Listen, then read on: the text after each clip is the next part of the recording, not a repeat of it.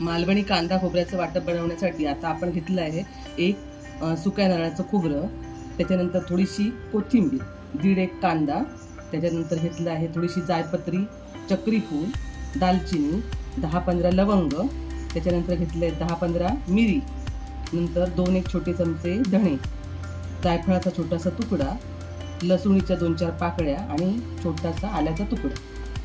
तसं तेल घालते ज्याच्यावर आपण थोडं थोडं साहित्य भाजून घ्यायचं आहे.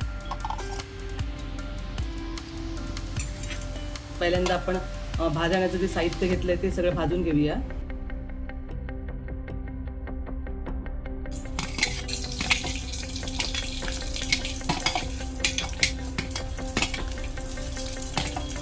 भाजण्याचं साहित्य जेवढं काढलं तेवढंच फक्त भाजून घ्यायचं.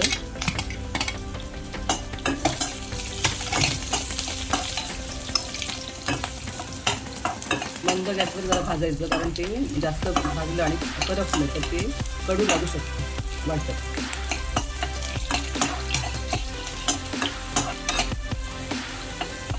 आता हे होत आलं.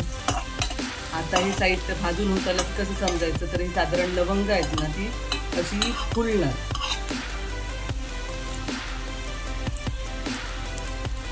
हे बघ, म्हणजे आता हे झालंय. आता हे काढून घे.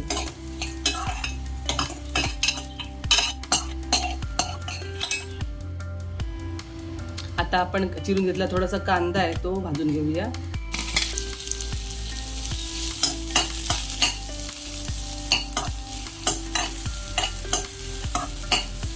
आता कांद्याचा रंग बदलत आलाय. कोथिंबीर घालूया. थोडी भाजून घ्यायची. या मालवणी वाटपाचा उपयोग करून आपण व्हेज नॉन व्हेज अशा कुठच्याही रेसिपी करू शकतो. आणि असं मालवणी वाटप आपल्याला सर्व कोकणी घरात मिळतंच. आणि ह्याच्यामुळे आपल्या पदार्थांना वेगळ्या प्रकारची टेस्ट येते. भाजण्याच्या कुठच्याही पदार्थाला हे वाटप तुम्ही वापरू शकता. काढून घेऊया.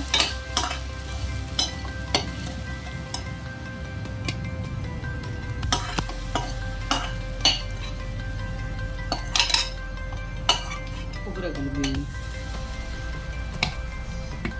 खोबरं पण मंद गॅसवरच भाजायचं.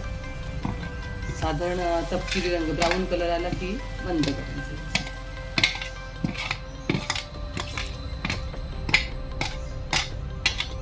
मंद गॅसवर भाजल्यामुळे काय होतं, पदार्थाला म्हणजे खमंगपणा येतो आणि चव येते. आणि आज जर मोठा गॅस करून भाजला तर ते वरून करपणार आणि आतमध्ये कच्चं राहणार, त्यामुळे पदार्थाची चव बिघडणार. मग अशी वाटपात घालताना मी थोडेसे बडीशेप घालायला विसरलेली, ती आता या खोबऱ्यातच घालून घेते.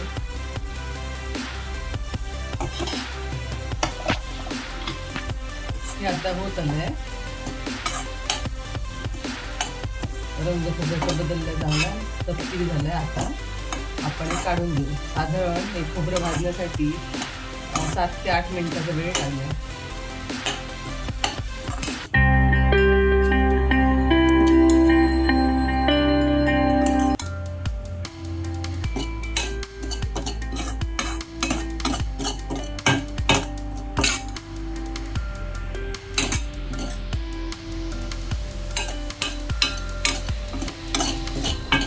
हे सर्व आता वाटण आपण पाणी घालून वाटून घ्यायचं आणि फ्रीझरमध्ये ठेवायचं. फ्रीझरमध्ये साधारण 8 ते 10 दिवस हे वाटण राहतं. आणि याच्यापासून आपण कुठचीही उसळ, आमटी, व्हेज नॉनव्हेजचे कुठचेही पदार्थ बनवू शकतो. अशा प्रकारे तयार झालं आहे आपलं मालवणी वाटण. ही आपण घेतली आहे किलो मोहरी. ह्याला शार्क म्हणतात किंवा काही ठिकाणी याला मुशीचं मटण म्हटलं जातं. याच्यात आपण आता परत तेल घालून घेऊया.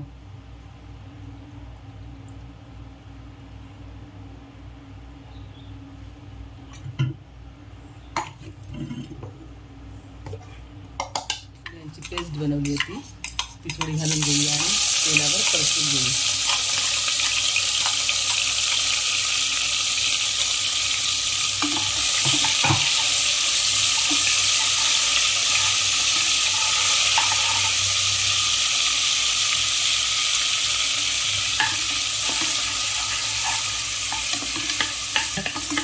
गॅस मीडियम फ्लेमवर घेऊनच हे सगळं भाजायचं आहे. हे आता होत आलंय, रंग बदललाय.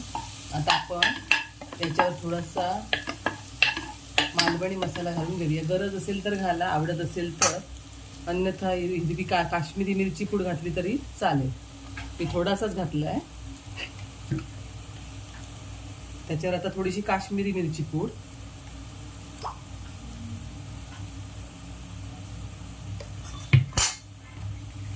आणि थोडीशी हळद घालून घेऊया.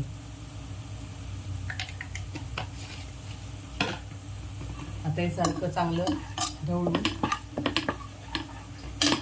भाजून घेऊया.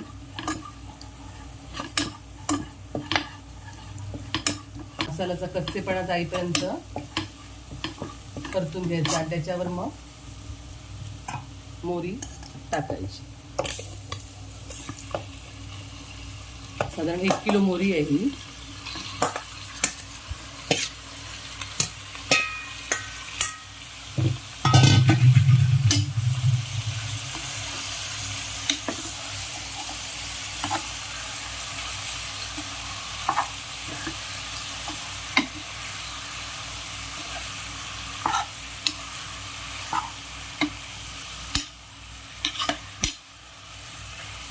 चांगली परतून घ्यायची अशी, आणि मग त्याच्यावर थोडं पाणी ओतायचं.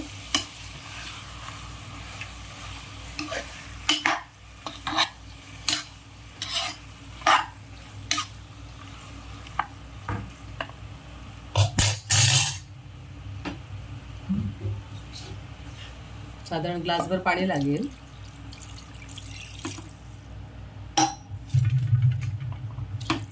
आणि हे मंद आचेवर शिजवत ठेवायचं. साधारण 8-10 मिनिटं लागतात शिजायला. आता याच्यावर आपण झाकण ठेवूया.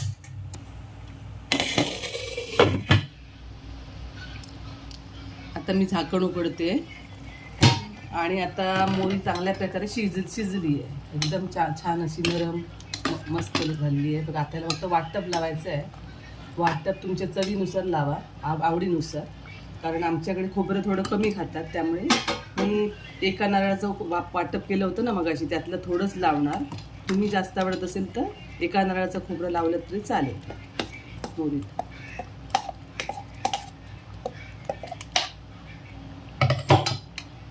यातलं मी अर्धच वाटप वापरलं आहे. आता हे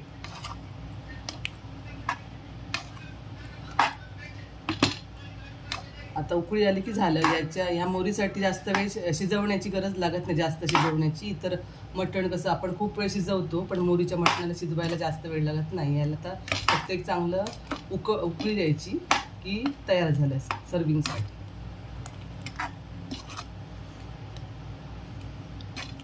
आता मी झाकण ठेवते आणि चांगलं उकळायला की बंद करायचं. यात आता चवीनुसार थोडं मीठ घालून घ्या.